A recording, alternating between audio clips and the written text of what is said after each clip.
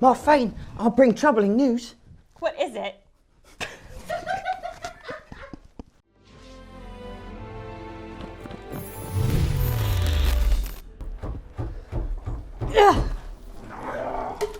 My Thane, I bring troublesome news. What is it? It's our neighbours in the settlement to the east. They've been advancing far beyond us, and they say it's thanks to help from a visitor from a faraway land. Ha! You should not concern yourself with these worries, Kurt.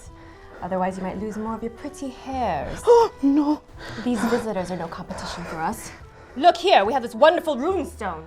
But my Thane, they have like 15 runestones. 15! That's madness! They must love runestones. They do. And by my calculations, well, they'll be self-sustainable within a month. I see. This is troubling. Kurt, you and Marcel go spy on this other settlement and bring me back what you can find.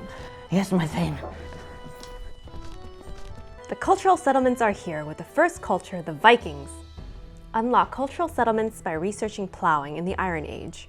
Once unlocked, a ship will appear in your city, which will allow you to visit various cultures. For now, you'll only be able to visit the Vikings, but there will be more cultures to come. Upon landing on their shores, you will meet a Viking clan leader who will tell you, via a questline, what the settlement needs. You will help the settlement grow by building residential buildings, goods buildings, and a new type of building called diplomacy, all of which cost coins and supplies from your main city.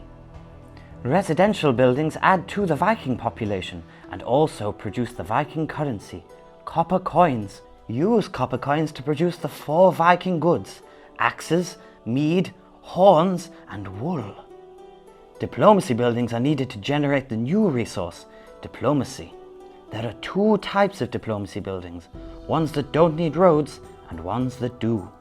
The road-requiring diplomacy buildings can also produce copper coins, and you can choose the length of these productions, from 5 minutes to 1 day. All buildings that require roads must be connected to the embassy in order for them to produce. When you start a settlement, you'll notice that there is only the embassy and a lot of empty space with large rocks cropping out here and there. These rocks are placed on buildable space, and they are not removable, so you must plan out how to build around them to make the best use of grid space. You'll start with a few small buildings, but as you unlock more buildings of different sizes, the puzzling can get more challenging. Speaking of unlocking buildings, the main way to help the Viking settlement grow is to invest in advancements, which can be accessed from the main menu or the embassy. Each advancement requires some Viking goods and diplomacy. The diplomacy requirement is a running total, so keep an eye out on your diplomacy levels. With more buildings, you'll need more space. So you should invest in expansions. There are 2 types of expansions, ones that cost diamonds and ones that cost goods. The expansions that cost goods can be unlocked by paying one of the 4 goods. And the cost of goods increases the more you purchase. My Thane, we have returned. I see that. Our neighbour to the east, their settlement has doubled in size. And their meat hall, well, it looks way better than this dump. Watch your tongue. Grandfather built this hall. My apologies, my Thane. Did you find out anything else? Yes. Marcel wrote them down in his scroll book. You didn't get too close to their settlement, did you? No, of course not, my Thane. Settlements reach their peak of sustainability when you finish the entire questline, at which point you would have completed all the advancements. With no further knowledge to pass on to the Vikings, you can depart and move on to helping other settlements, whether it's the Vikings or another culture, when they become available. Upon completing a settlement, you will gain some great rewards. For the Vikings, you will be rewarded Yggdrasil, a 3x3 upgradable building with 9 levels that can eventually produce many resources plus an attack boost. The other reward is a new type of reward called emissaries, which boosts the output of your town hall in your main city. The Town Hall window will get another tab just for emissaries. Here, you can assign emissaries into slots, so you can decide what you want your Town Hall to produce in addition. You will also be rewarded slots along with some emissaries when completing a settlement.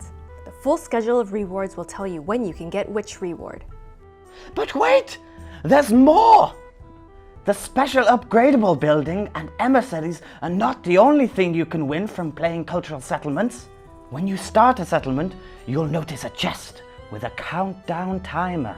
If you're able to finish the settlement in the allotted time, you'll be able to get an extra reward, which for the Vikings are fragments for a 2x2 upgradable greater runestone building with 5 levels that will produce coins, medals, goods, forge points, and an additional attack boost. If you miss the first extra reward, you can try for the remaining 2 rewards, which still will give you the special buildings fragments, but just in lesser amounts. We hope you enjoy playing through this first cultural settlement. As always, let us know what you think in the forums and in the comments below. Skål! Wait a minute.